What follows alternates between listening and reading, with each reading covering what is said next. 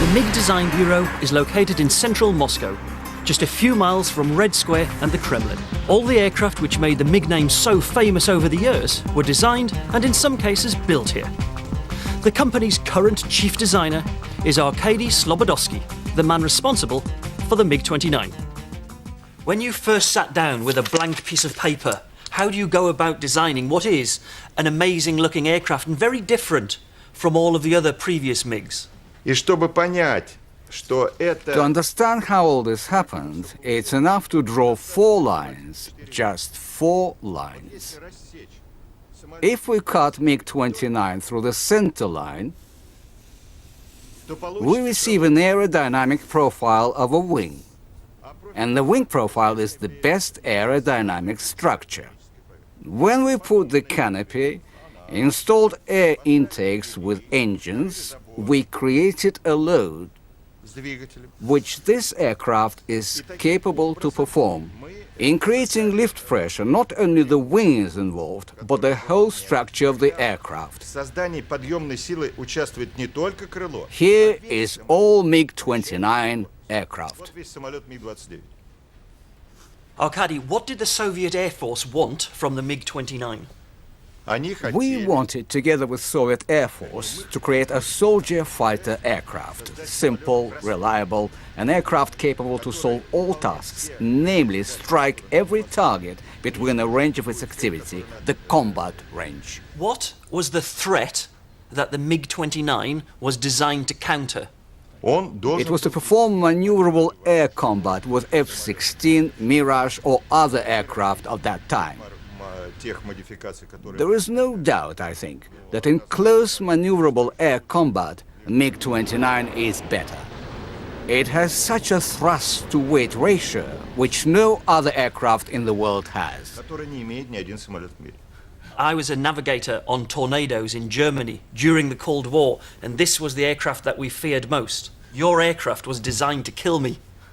It's a good job that we never had to fight against it.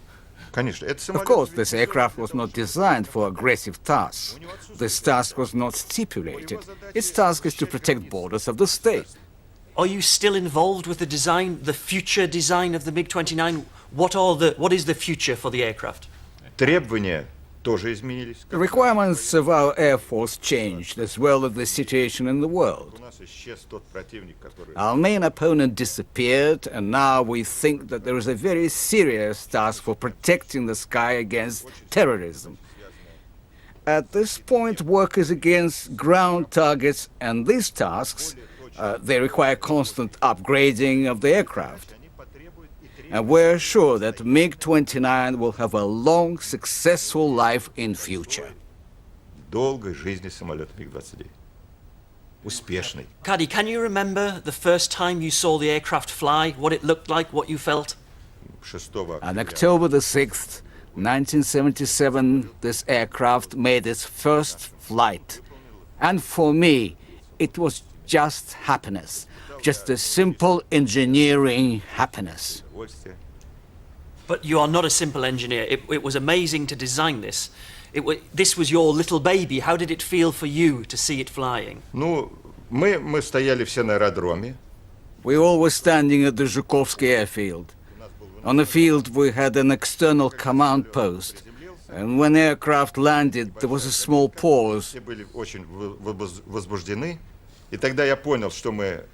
were all very excited.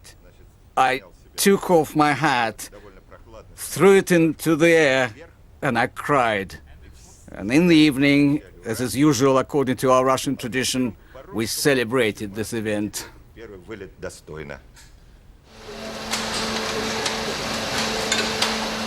One of the incredibly important parts of aircraft development are testing them under the stresses and the strains that they're experienced during flight. And that's what's going on with this MiG-29 here on the test bed in the MiG factory.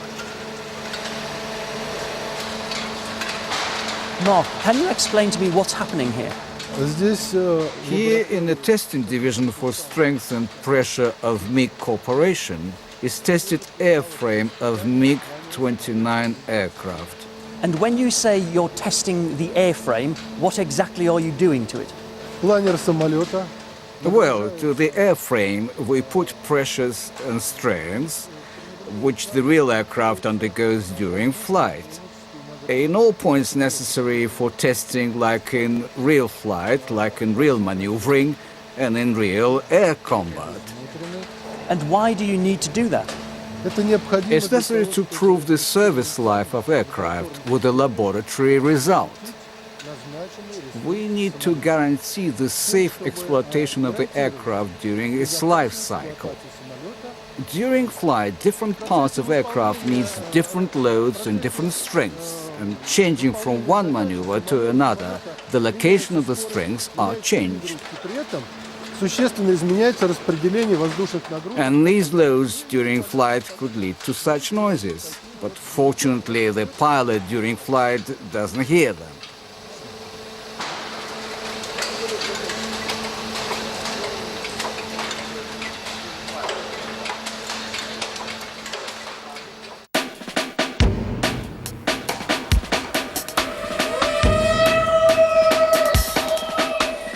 The MiG company was founded in 1939 by two aircraft designers, Mikoyan and Gurievich. To name their company, they simply took the first two letters of their surname, put them together, and the legendary MiG name was born. The company began producing aircraft just before World War II, the first being the MiG-1, a high-altitude interceptor. But few saw service, because production soon changed to what the Soviet Air Force really needed, which were ground attack aircraft to counter the invading German armies.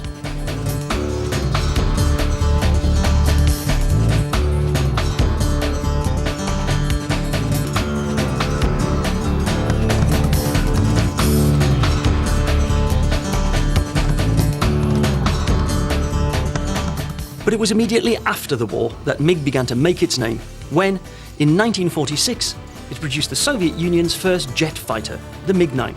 And as you can see, it bears many of the classic design hallmarks that made future MiGs so instantly recognizable. The Korean War was the first conflict where jet aircraft were extensively used in combat, and it was here that the MiG-15 made its debut. It was fast, effective, and highly maneuverable, and it caught the Allies by surprise when it appeared in the skies over Korea. In fact, it was so effective that it forced the American B-29 bombers to switch to night operations to avoid it, and it proved more than a match for the F-86 in air-to-air combat. Throughout the 50s, components for MiG-15s and other MiG types were manufactured in huge numbers by the company in Moscow. They were then driven 130 miles to the MiG airfield at Lukovice for final assembly and test flying. Although making the journey is easy enough today, during the communist era, this was a very restricted area. And with the Cold War at its height, the Soviet authorities were extremely secretive about the vast numbers of combat aircraft MiG were producing. Following the MiG-15, there was the 17 and then the 19, the Soviet Union's first supersonic fighter. Then came the MiG-21, or as we called it in NATO, the fishbed, perhaps the Soviet Union's most recognizable Cold War fighter. A staggering 6,000 fishbeds were built, many right here at the MiG plant at Lukovice. The MiG-21 was supplied in large numbers to non-aligned countries around the world. It saw combat in Vietnam, Angola, and the Middle East, and it's still in service with many air forces today. But the aircraft which bridged both the end of the Cold War and the breakup of the Soviet Union was the MiG-29 Fulcrum. It was designed as an air superiority fighter, and it first flew in 1977. It's renowned for its maneuverability, and because of constant updates, it's still one of the Russian Air Force's current frontline fighters. Although ironically, the MiG-29 is now flown by NATO, the aircraft's old enemy from the Warsaw Pact front line, where Germany, a country once split by the Cold War, flies MiG-29 Fulcrums in the Luftwaffe. It's an incredible looking aircraft, but there's only one way to really experience it, and that's to take a trip. So join me in part 2 for my flight in a MiG-29.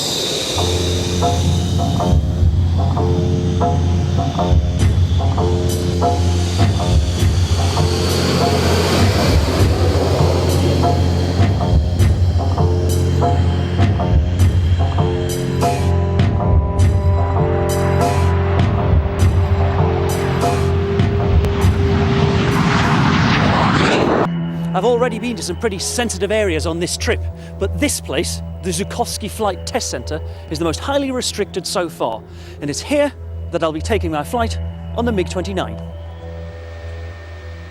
Head of the MiG Flight Test Center at Zhukovsky and chief test pilot for the MiG-29 is Pavel Vlasov. He's also my pilot for today's flight. What has been your role testing the MiG-29? If we are speaking about exactly this aircraft, I was a test pilot who performed a maiden flight of this our MiG-29 M2 aircraft at the 26th of September 2001. How important for MiG is Zhukovsky? Zhukovsky, it is very important. As I told you, we have 3 flight test facilities in different places. We have our company's own airfield not so far from here at Lukhovice. But Zhukovsky, thanks for first of all, for special runway, special equipment for a flight test, such as telemetry and so on, a lot of things. It's historically, it's exactly that place where each our aircraft performed their maiden flights. It's a real honor to fly from an airfield that's played such an important role in Russian aviation. And with the flight approaching, it's time to get briefed. As you can see on this map, this is the capital of Russia, Moscow, and we are located southeast of the Moscow, somewhere here. And our flight area is located east of Moscow. On this chart, you can see our airfield Ramenskaya, which has the biggest runway in Europe.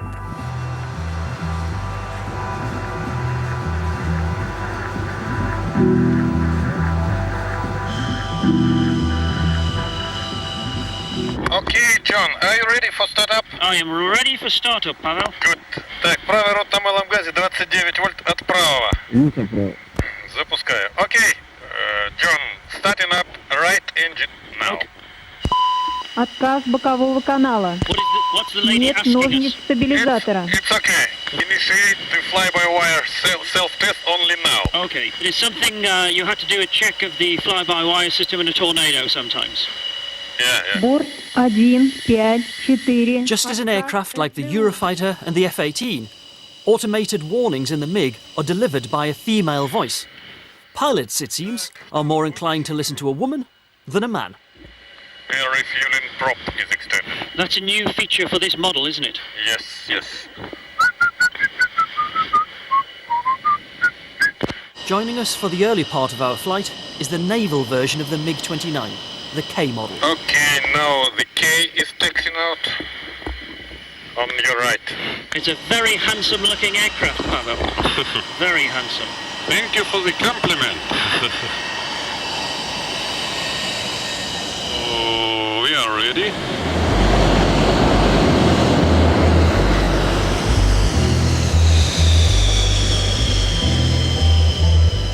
Good weather. This is good German plane weather. What are your limits for takeoff? For takeoff, it's 60 meters cloud base and 400 meters for visibility. Okay. When do you make your ejection seat active? It's already active. Okay, then mine now is active. Yes. I've used the ejection seat before, Pavel. Yeah, used? Yes. When and where?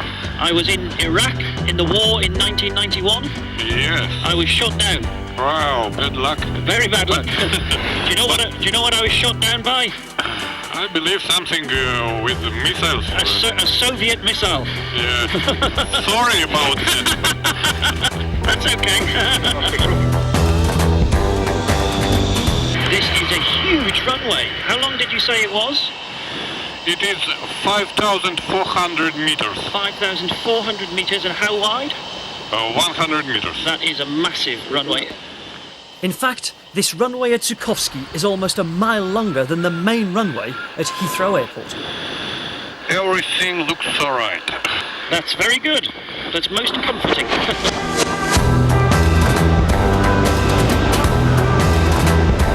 Okay, we're cleared.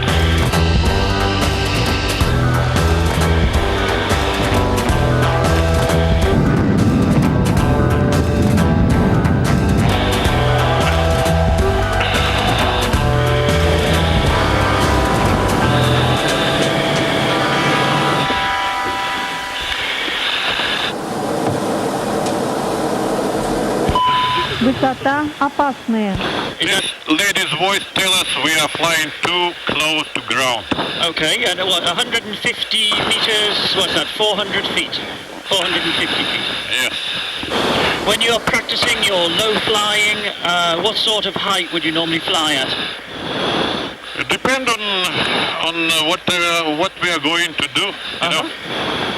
So normally it's around 100 meters and less a little bit. Yeah. Because, you know, we are test pilots, not operational pilots. When I joined my Tornado squadron 15 years ago, this aircraft was the one that we actually feared most if it ever came to a war situation. Thank God it didn't.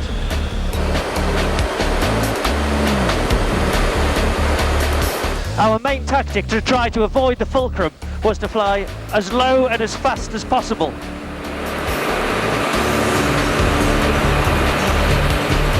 If you saw a MiG in formation with you as close as that one, you'd know you were in serious trouble.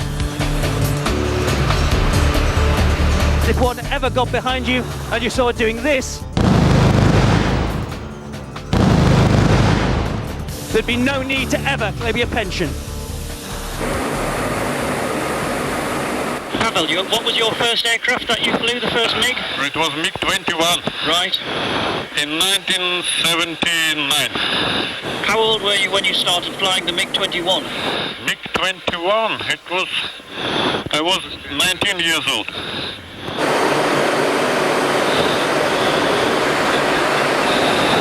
And how long have you been involved in testing the MiG-29? Since 1989. So you are an incredibly experienced test pilot then?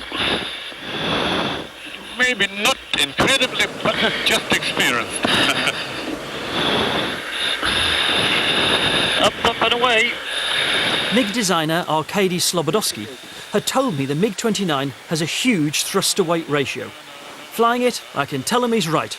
And it's certainly a lot more manoeuvrable than the Tornadoes I used to fly in.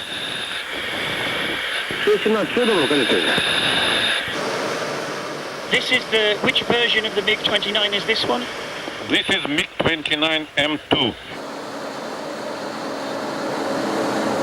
So how does this compare to the first MiG-29 that we're flying beside? This one has a fly-by-wire control system. First of all, it can carry more weapon on the wing station. The number of it is increased up to 8, means 4 under each wings and plus 1 more on the ventral point. So this one has a definitely new radar with a quite powerful capability against the ground target. So that first MiG-29 was an aircraft for air defense only, and this became at last really multi-role combat aircraft. Can you fly it in a mixture of air-to-air and air-to-ground role? Yes, sure, it is possible. Normally we carried up to 4 air-to-ground missiles and up to 4 air-to-air missiles. You would always fly this aircraft with 2 crew, yes? No, it's possible to fly in a single version of this aircraft. So everything which must be done by pilots and weapon control system can be done from any cockpit of this aircraft. But the twin-seater means you can share a workload during the mission between 2 pilots. Why do you like the MiG-29 so much, Pavel? What's so good about it? It's quite powerful flying vehicle, and the controllability performances, especially of this new version, is quite good.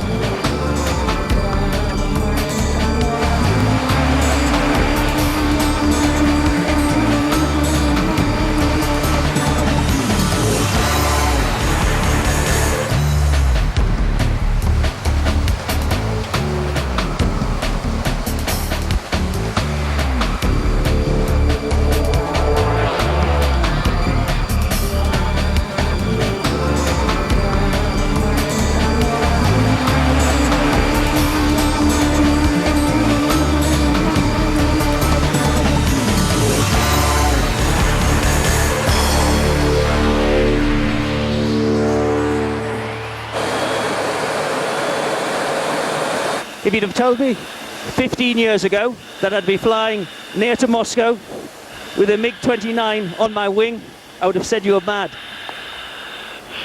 Pretty amazing experience, and one that I never thought I'd have.